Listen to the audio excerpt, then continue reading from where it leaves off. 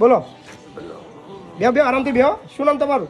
દયાભાઈ. ડાયાભાઈ ક્યાંથી આવ્યા? અનગઢથી. અનગઢથી. અનગઢથી આવ્યા વડોદરા? હા બરોડા. તો ડાયાભાઈ કેમ આવું પડ્યું વૃદ્ધાશ્રમ? સાહેબ પણ છોકરા હતા 2 મરી ગયા. 2 છોકરા હતા.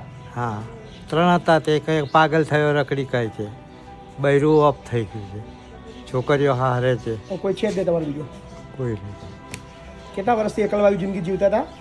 ખાસા વર્ષ થયા સાહેબ. કોને બતાવ્યું અહીંયા? હા બહાર મળી ને ભારે આવી ગયો કે અમુક જગ્યાએ ખાઈ ગયું આગળ? સરસ. કાયમ માટે અહીં રહેવાનું?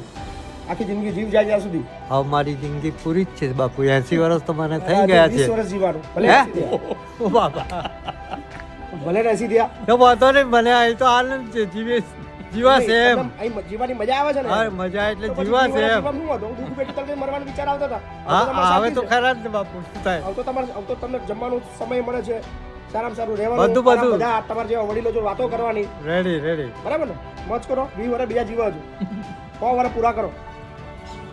બરાબર ને? હા ભાઈ ને? હા સરસ.